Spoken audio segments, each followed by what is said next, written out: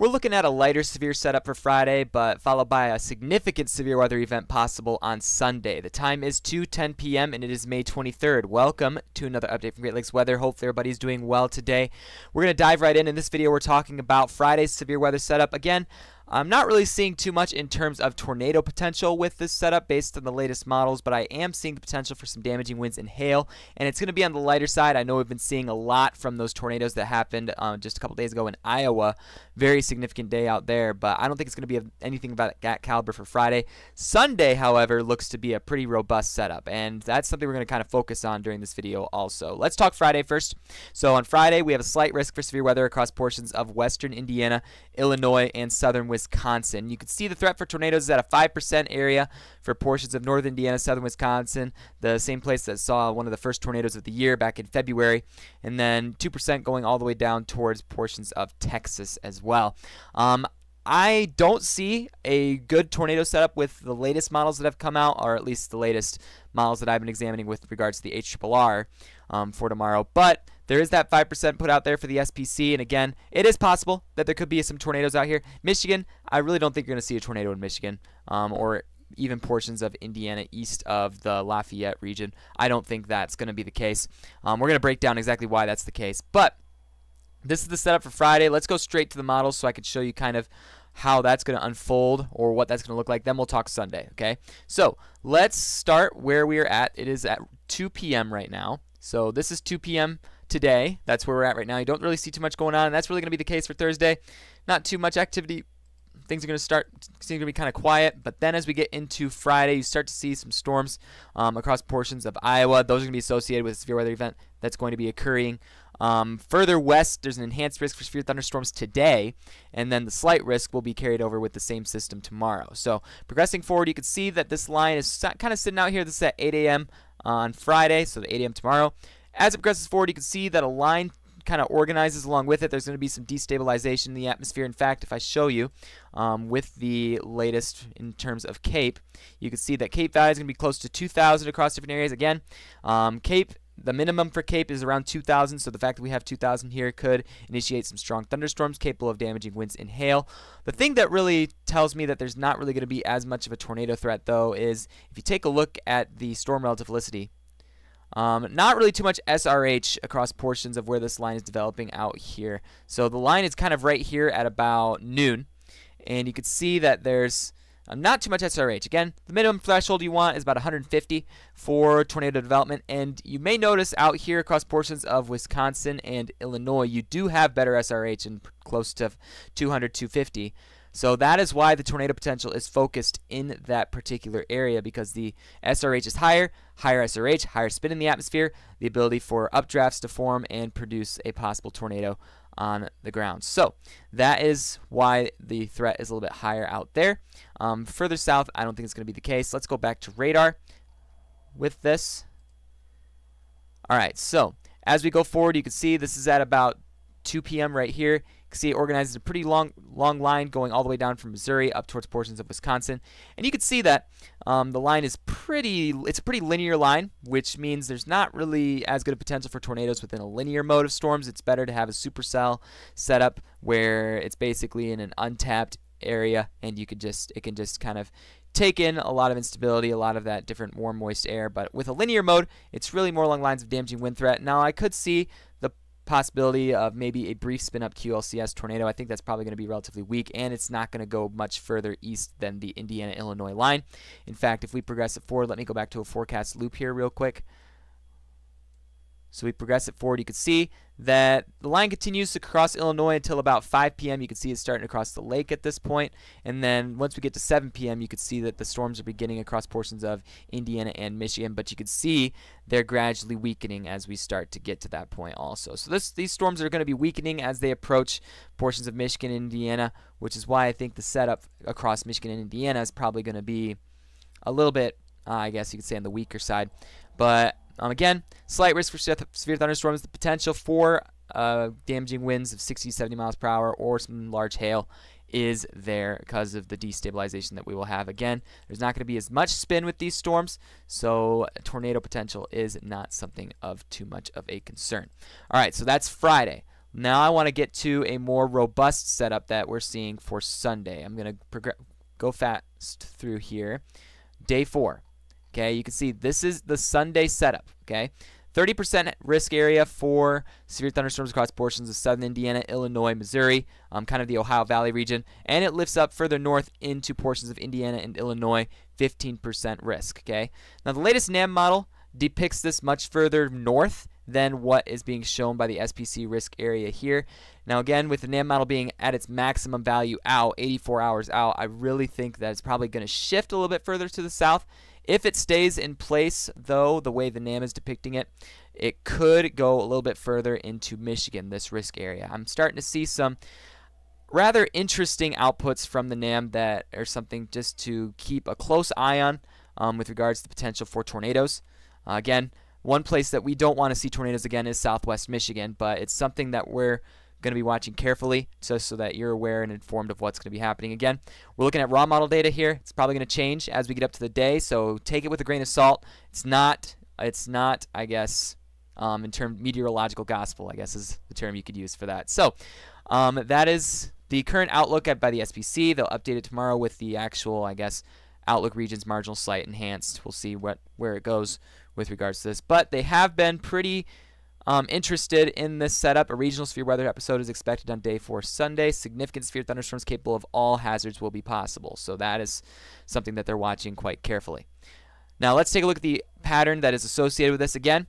This is actually showing for tomorrow, Friday. And you can see that as that line arrives into portions of Indiana and Illinois, you really see that the upper level support in the atmosphere is not really there for these storms, which is again why I think it's going to be a lower level severe threat. If we start to see more support within the different layers of the atmosphere, then I could see a better shot at some severe weather. But again, right now it doesn't look like that doesn't look to be the case.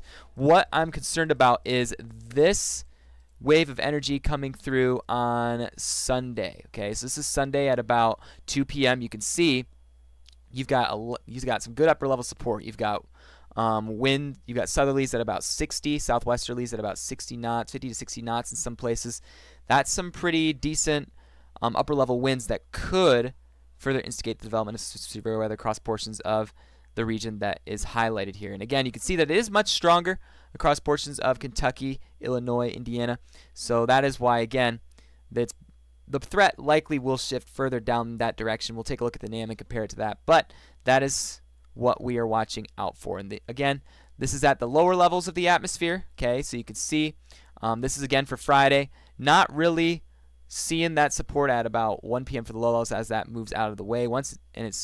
That's why, again, you'll likely start to see it disintegrate as it moves out of that environment where there's a little bit of low-level support with those storms. So again, that's talking about your low-level jet that could instigate further development of severe thunderstorms. So that's going to move out of the area, and then as you look at Sunday, we'll have some powerful lower-level support on Sunday afternoon, and that's being depicted by the Euro model. It's being depicted by the NAM model. There's some agreement with regards to this powerful push of southerly winds all the way from the south up into the north. And what the Euro does is it actually does depict it a little bit further north than what the SBC is highlighting at this point across portions of southern Michigan and Indiana. So again, I am watching this with great care because it could turn into something rather interesting for Sunday.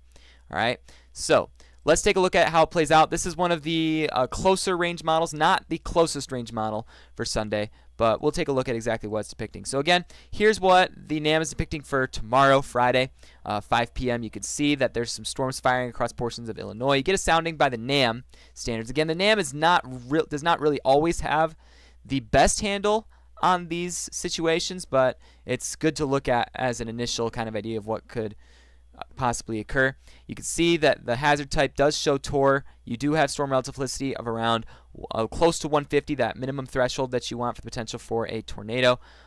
So again, Cape values are shown a little bit higher on the NAM, and there is some directional shear present with these storms that could favor some development within those. So if some of these storms could be kind of isolated, if that does happen, I wouldn't be surprised to see maybe a spin-up tornado or two. But as they get into Michigan and Indiana, I really don't see that set of agreement with those storms moving through. Again, the NAM does depict it a little bit. The NAM does like to go a little bit on the higher side of things with regards to severe weather potential also. So again, we take that with a grain of salt at the same time. We're going to take what we show you for Sunday with a grain of salt too, because that's something that is really kind of goes a little bit overboard on the NAM. But you can see that by 7 a.m. you do have this low pressure system. It's a pretty deep low pressure system for this time of the year, making its way into the Great Lakes region. This is at 8 a.m. on Sunday, progressing it forward. You could see that right around 1-2 p.m. you do have some storms possibly firing along the warm front boundary too. You can get a sounding out ahead of that. It does show already a TOR sounding with 2,000 cape, SRH of about 200. So decent support for these. You've got good directional shear, good speed shear showing on the NAM, which is something to watch out for carefully. And then right here, there's some pretty impressive soundings being shown by the NAM.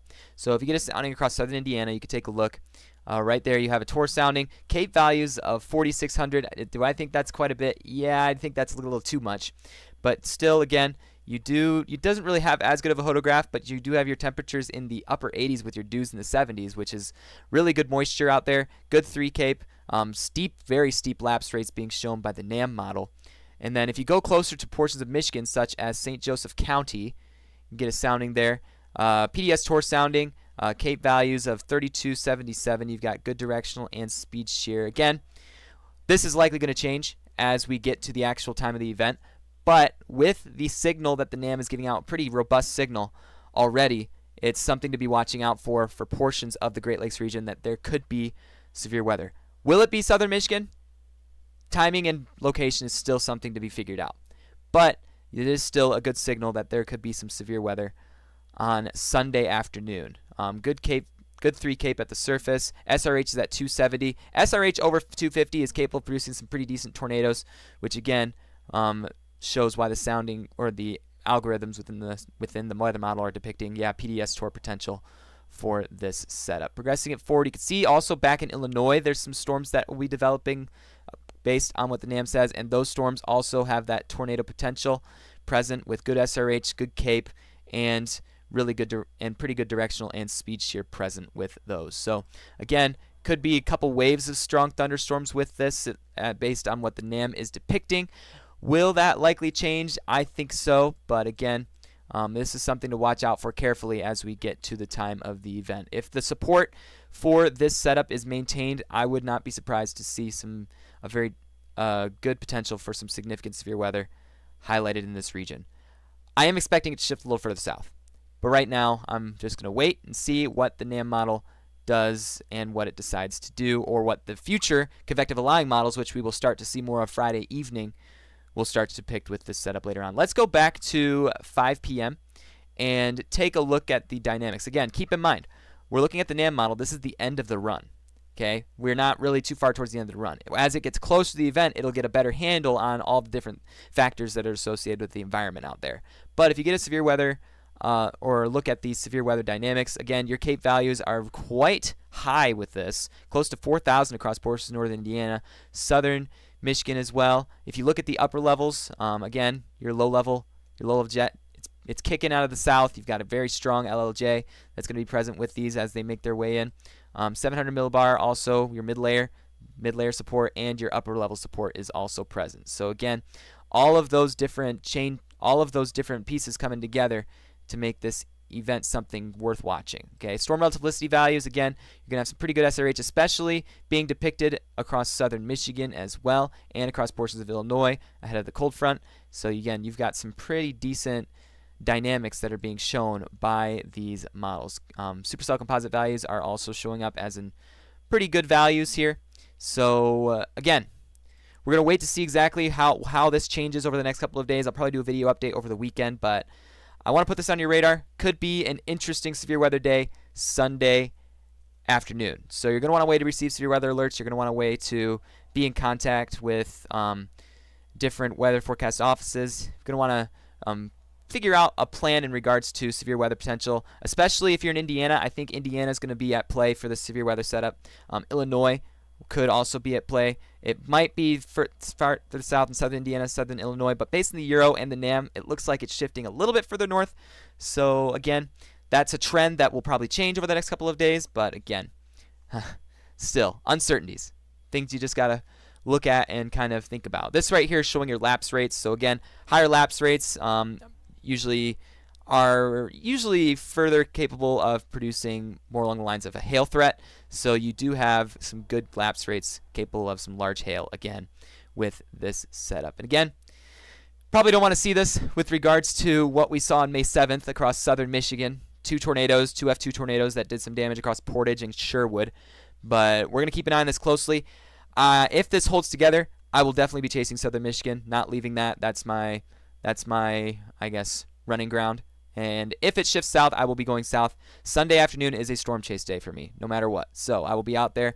Make sure to subscribe and stay updated. I will be live streaming and storm chasing that day.